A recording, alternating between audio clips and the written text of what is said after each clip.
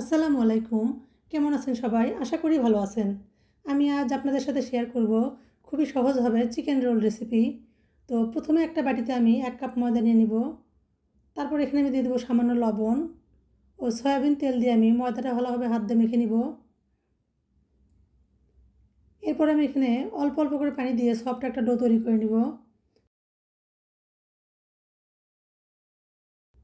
তো আমার ডোটা বানানো হয়ে গেছে। এবার আমি রেস্টে রেখে দেবো।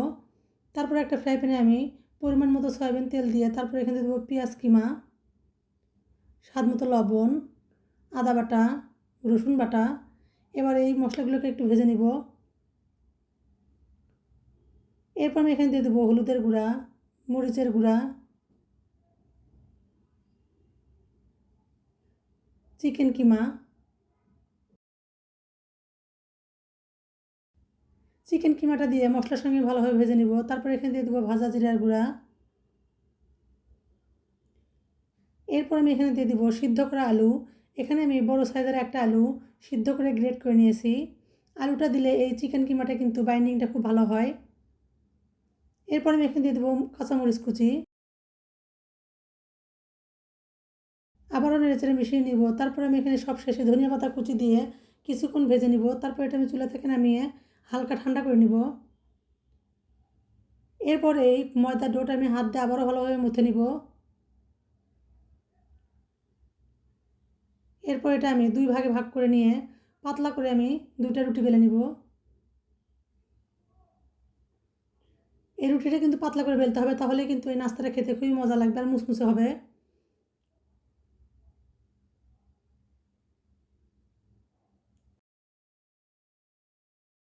তো রুটিটা বানানো হয়ে গেছে। এবার আমি এখানে চিকেন কিমাটা দিয়ে ভালোভাবে হাত দিয়ে ছড়িয়ে দিব। এবার এই রুটিটা আমি হাত দিয়ে ঘুরিয়ে ঘুরিয়ে রোলের মতো করে তৈরি করে নিব। তারপর সামান্য একটু পানি লাগিয়ে মুখটা সিল করে দিব। তারপর এটা হাত দিয়ে ঘুরিয়ে ঘুরিয়ে আমি চারপাশটা একবারে সমানভাবে গড়িয়ে নিব। তো আপনারা একটু খেয়াল করলে হয়তো বুঝতে পারবেন এটা আমি কীভাবে করতেছি। তারপর আমি চাকু দিয়ে রোলের মতো করে সবগুলো একই সাইজ করে কেটে নিব। এরপর একটা বাটিতে আমি দুইটা ডিম ও সামান্য লবণ দিয়ে ভালোভাবে ফেটে নেব। এবার এই রোলগুলো আমি ডিমের গোলায় চুবিয়ে ব্রেড ক্রামে কোট করে নিব।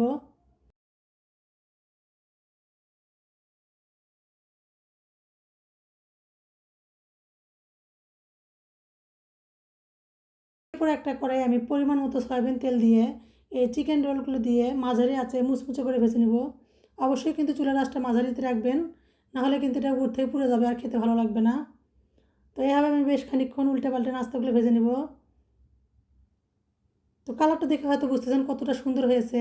এভাবে বানালে কিন্তু খুব সহজেই বানানো যায়। আর ভালো লাগলে লাইক কমেন্ট শেয়ার করে পাশে থাকবেন। আল্লাহ হাফেজ।